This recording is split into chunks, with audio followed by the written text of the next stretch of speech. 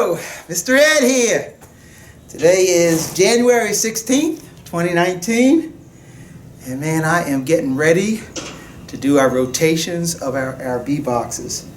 So what I'm doing inside here, this is the old peacock pen. They're not in here anymore, so I've gotten permission to be able to store our supers in here until I need them again come the honey season. So what I'm doing is I'm just laying down some plywood. I'll strip the plywood out, and as we go and get our boxes, we'll bring them back and we'll set them inside here. It's open, but it's all screened in, so it's not going to protect against any kind of insects, but it definitely will protect against the raccoons and possums that will want to come in there and tear up your cone. So what are rotations? What are we doing about rotations? Well, I'm going to go ahead and I'll grab the camera and I'll go behind the honey hut and show you all exactly what I'm talking about and what the process, why we use this process. So this is not a live hive. This is just I'm just demonstrating the process of what we're doing, because when Richie comes over, and in fact he's standing right here, he's coming to help me to do our rotations. I just want to get up there and just get through them, because I'm hoping we're going to do about 30 or so hives today. So I'll video some of the stuff when we're out there, but I just want to give you an idea of what we're doing, the process of what we're doing. And so rotations, what are rotations? It's basically exactly what the word indicates, is that you're rotating your hives. You're rotating your bottom box and your top box. The bottom becomes your top and the top becomes the bottom. And the reason we do this is in end of December, November, our bees are down in the bottom box, and there's still stores up here in this top box. And so what happens during the course of November, December, January, the bees will then migrate up from the bottom box into the top box, and the reason being is that they've depleted the stores in the bottom box. There's nothing down here at that point. Everything, if there's anything else in the hive, it's going to be up at the top. So the bees migrate up into the top. So they're in our second box. Now, all of our hives have got 3 supers on them. So part of the deal that we're going to be doing today is removing all of our third supers, our deep honey supers, and we're going to be bringing them back up to the abbey. That's what we're going to be storing into the peacock hut. But what we want to get down to 2 boxes only in our hives. And like I said, the bees have migrated up into the second box where the stores are. And what happens as the queen starts laying, and she's actually starting laying. For us in Louisiana, here it is, January 16th, she's already started laying.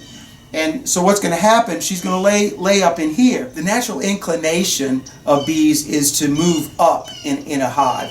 So if the bees are already in our second box, the queen is not going to migrate down to start laying. She's going to want to go up. So what we do is we anticipate that movement, and we rotate the top box where all the bees are into the bottom box. Now it's just a simple matter of taking your boxes and then moving the top box over. And I use this opportunity of the rotations to, at that point, clean off my frames. Any burr comb that's built up onto the frames on the bottom, I'll scrape all that stuff off.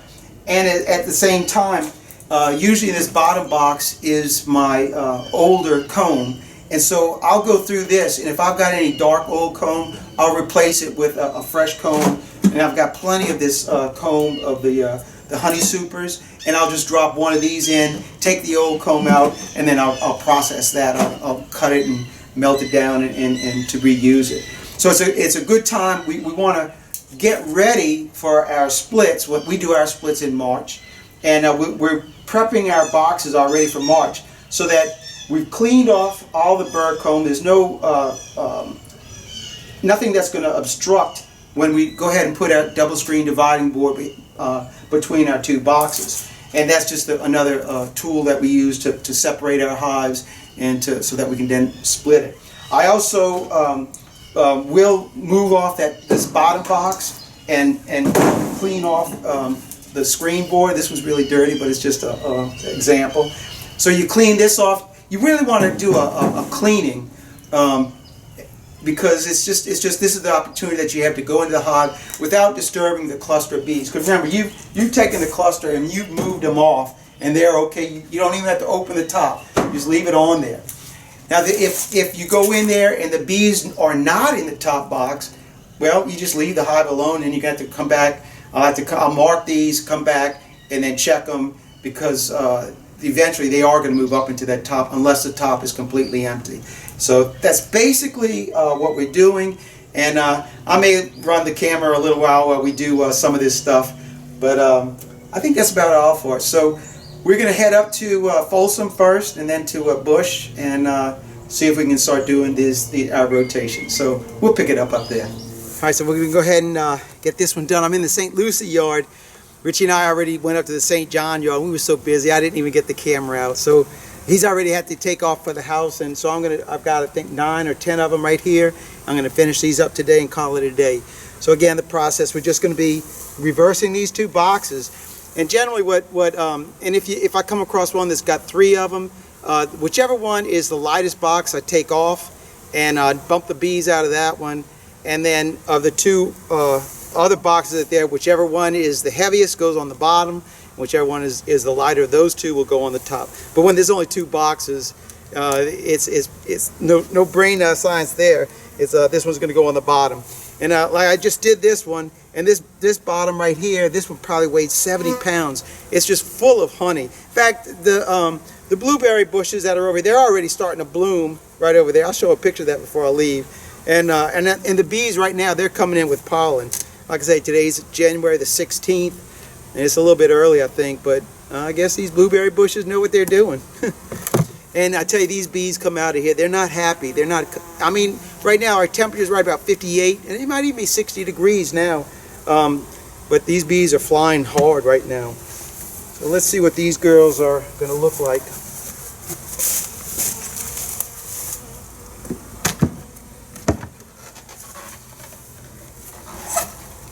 And you better have your smoke when you do this, because they're not happy right now. They do not want you to be coming in here. So we got a nice cluster right here. We got 1, 2, 3, 4 frames of bees.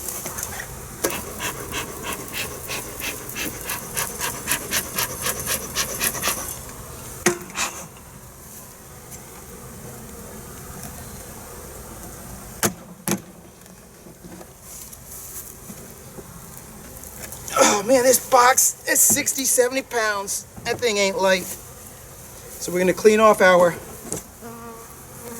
little burr comb. I got my bucket here with that I'm collecting the wax in.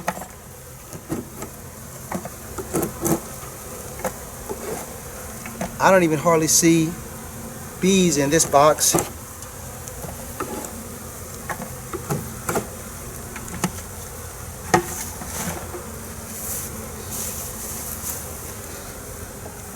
Yeah, I do work fast because I want to get this thing over with, and I don't want to expose the bees. Yeah, this one's completely empty. This hardly weighs anything.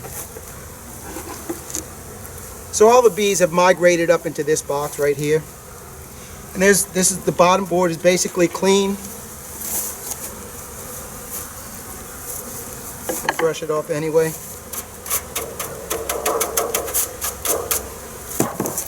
Clean that bottom off of our stand.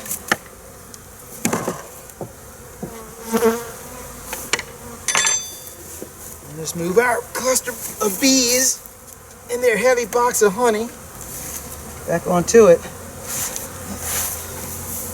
And then put our other brood box on top of that.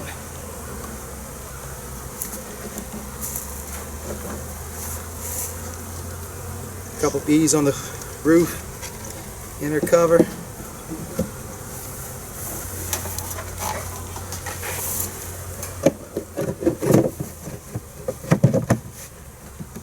And that's a rotation.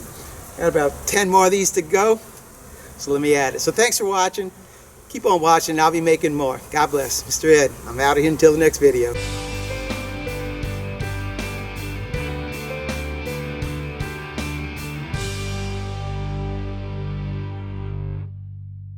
Well, I want to show you all the the work that Richie and I done over the last 2 days on what we brought back into the Abbey up here.